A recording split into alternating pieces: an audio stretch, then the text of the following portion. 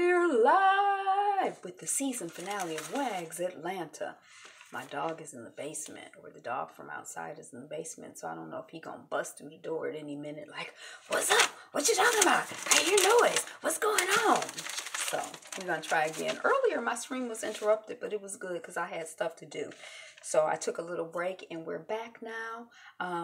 So what opens with a beautiful, pretty cookie jar. I've never seen a cookie jar so pretty with beautiful things in the cookie jar.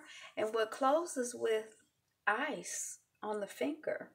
If you guessed WAGS Atlanta, the season finale, you're correct. Thank you so much for clicking on the video and sticking around to see how we get from opening to close, whether you're live or whether you're watching the replay. Thank you, thank you, thank you, thank you, thank you for being here, and thank you for being one of my first 1,000 charter subscribers. We're working on 1,000. We're working on 1,000. We're working on 1,000.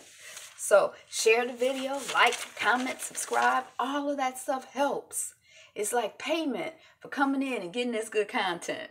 And I love when you pay me in likes, comments, shares, and subscriptions. So thank you, Fabulites. I appreciate you. I'm Angela, and the channel is Be Fabulous You. Did I say that already? Well, if I did, then now you know it again.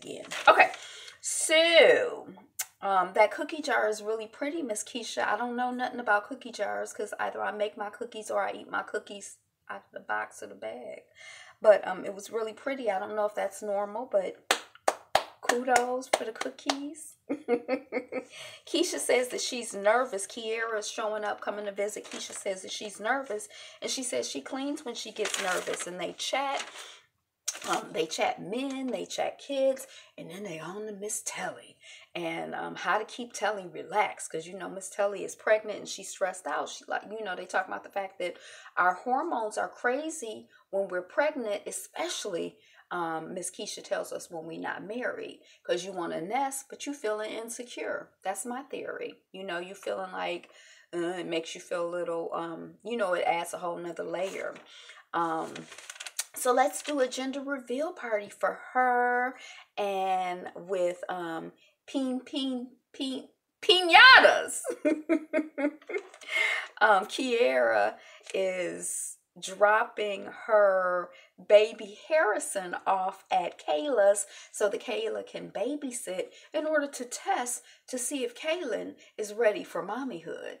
And it's, you know, a test run, trying to figure out how she's trying to figure out how the girls with kids do it, Miss Kaylin says, especially now that she's doing career stuff. Harrison is so cute in her tutu, isn't she? That little girl is cute. Oh, little babies. So after watching Harrison, she's a lot more open, she says, to the baby conversation. That's what Miss Kaylin says. And she's ready to talk to JJ about it. So we see Hope and Niche arriving at Telly's gender reveal tea party preparation etiquette event. There's like a pre-show, a pre-game, so that the people are ready for the game, because some people apparently need a little more preparation to get ready for the radiation, to get readiness. So this is just for the ladies who need tips. Niche, Kiara, Niche is like Kiara. I think Kiara is the hostess. Kiara likes to force her values on people. And Kiara is like, I think Niche has been a fly on the wall for so long that she acts out sometimes. And Sincerely is there in a cute hat. She's the only one really rocking a hat. I feel like, what's the point of having a tea party if we're not going to wear hats? I don't even own a hat. I own hats, but not like cute little tea party hats. I used to. Ooh, years ago I had this thing. It was two-sided. It was velvet on one side and brocade on the other side. And it was like big. It was tight around the edge. And then it was big. A lot of material. And I could shape it all of these ways. I love that hat. And it was like black velvet on one side. And then the brocade was like green. It was kind of like this palette, but like richer. Like greens and golds and reds. And woo, we loved it. Okay. So anyway, Sincerely has on a cute hat. Mrs. M is teaching the etiquette class, and she says, never ever bob your tea bag. And they all look about the same. Oh, I noticed all the women around the table look about the same color. And now her tip about bobbing the tea bag, but this one I love. Mrs. M, whatever you do, just do it with class. Whatever you do, just do it with class, darling. I like that. But anyway, Deontay and CJ, we see them meeting up at a jeweler. So we know where this is going, right? We think we know where it's going. And then Andre is there too. And Andre is like, you got to give her the biggest and the best. And I think that both Telly and Deontay have been married before. Is that the gossip that I had? Remember I told y'all in the other video that I heard that Deontay was already married, and that's why he couldn't marry Telly. He got a woman in the country. He country boy. These things seem like they would be good for books. I don't know if it's, but anyway. And then they also had some conversation. I didn't really write it down, but Andre is like, well, if you get her that big old ring, you can stay out some nights. And they like, oh, do you stay out some nights? He like, my wife don't have no big old ring. And I was like, oh, okay. I mean, if you get me a big old ring, we still got to respect each other. So that you can't buy a free pass for disrespect and foolishness. Just be free. Don't. We see Kaylin at Kiera's place, and it's rough to divide her time between here and Nashville. That's Kiera talking. And JJ says she wants a baby, and she doesn't know what's holding her back. How could I do a career and a baby? JJ has another career opportunity, and what's missing for us is family. She cried at some point. Maybe this ain't the point, but y'all get to just insert the cries where they belong at the appropriate place. And then, as athletes' wives, we're supposed to be perfect. And we've been married for 2.5 years, and I'm scared to jump in because I might fail.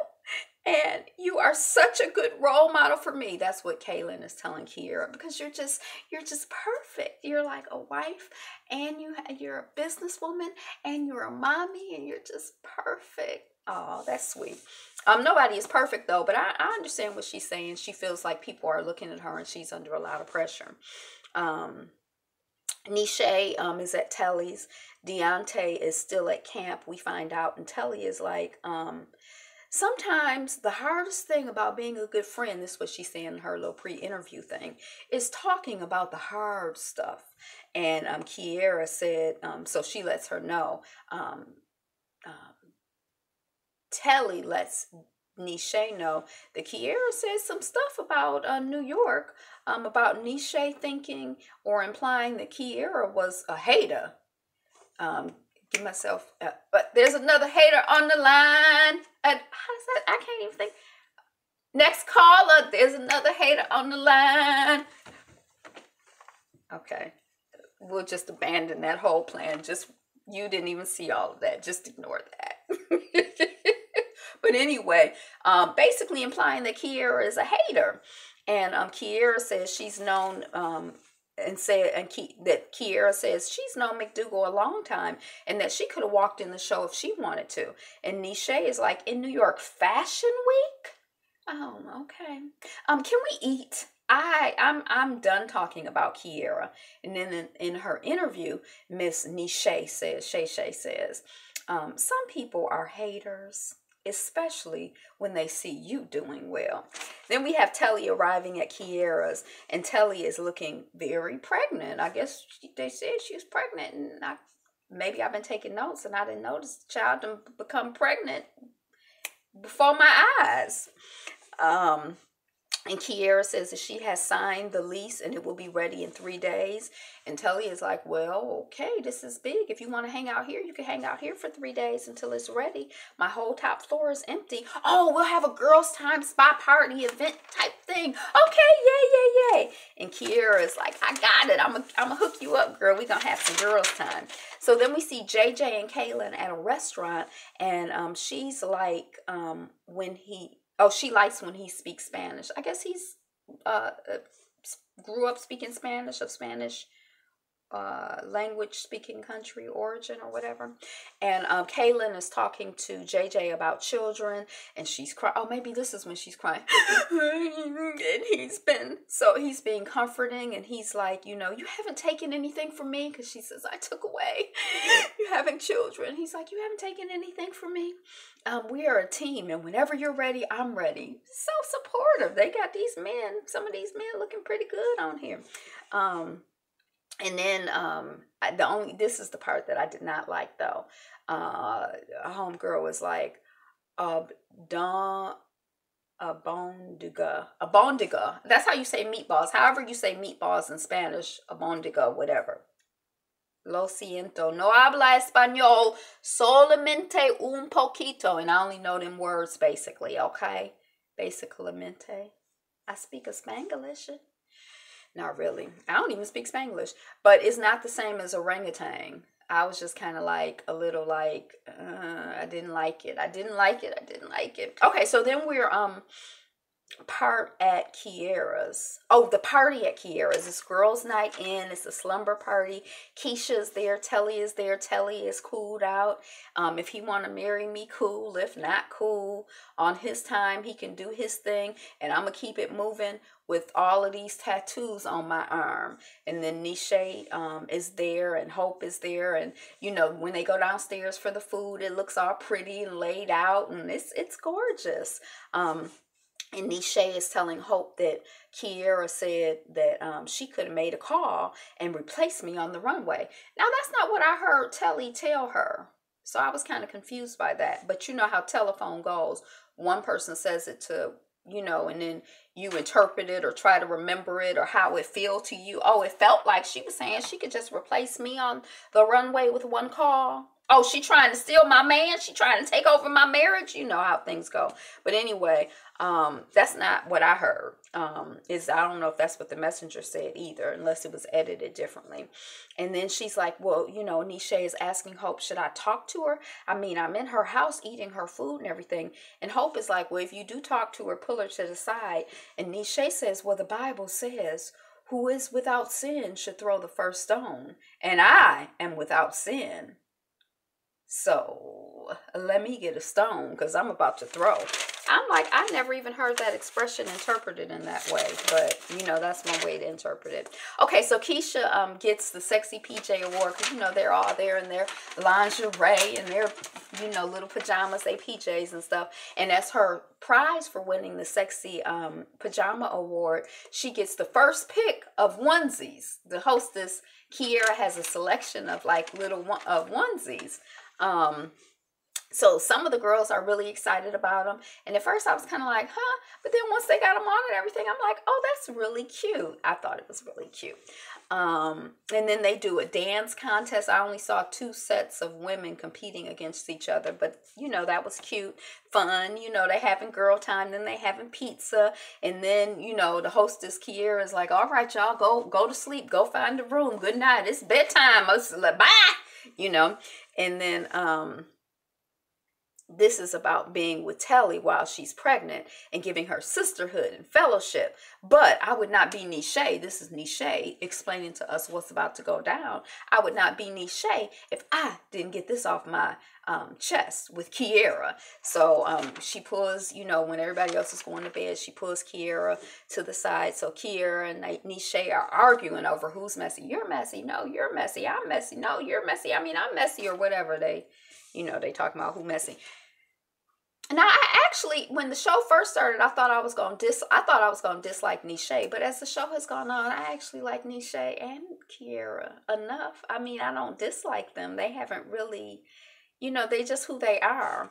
So, I don't really think they're messy. I think there's like a thing going between the two of them, and then Kiera is like, me and Ariel have modeled with McDougal for years. And Nisha is like, well, what does that have to do with me? And Kiera is like, McDougal is a prom dress designer, girl. Don't go acting like you in Paris and Milan and in some big New York Fashion Week shows now. And then Kiera is basically like, look, child, I know how you are and I accept you. And it's up to you if you accept me. So good night. So that's like basically the end of it. Then the next morning, most of the people were up. Nisha, Kaylin, Hope, and the group. Some people join in and gathering. Oh, they're gathering. Gathering. They're gathering. They're gathering together. And Nisha starts to tell the group about her argument with Kiera because some people were asking her about it. And then Kiera joins in and she's like, we both felt attacked. And then I thought that we were cool. I invited you into my home.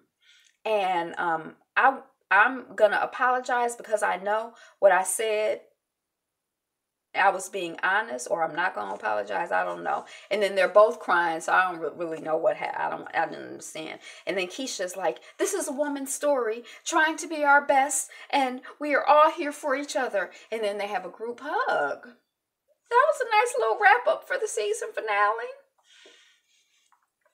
And unlike some of these shows, I mean, at this point, maybe it's because it's the first season and they haven't seen the episode yet. So, maybe something that somebody says is going to upset somebody or just start digging into somebody and they're not going to be able to forgive it or forget it.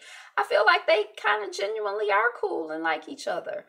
On some of these shows, I feel like they act friendly enough for the show, but they don't necessarily like each other. But maybe it's because the shows are old. They've been going on for 5 or 10 seasons, so people done said enough little dig here and dig here and dig here and dig there that you done irritated and ruined and just jacked up relationships.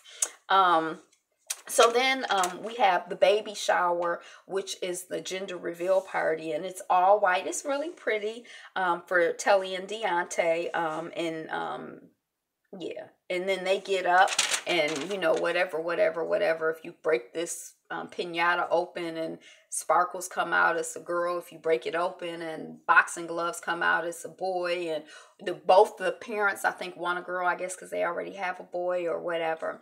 Both parents thought it was a girl or whatever. So Daddy Deontay, after that, he's like, I want to make a toast to Telly. And she's standing up. She's like, oh, let me sit down. I don't feel good. He's like, well, sit down. And she's in this beautiful white big old chair.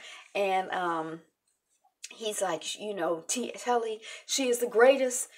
She is the total package, and I want to be her all in all. I want to be the greatest for her, and I want to be her total package. And then he puts a ring on her finger.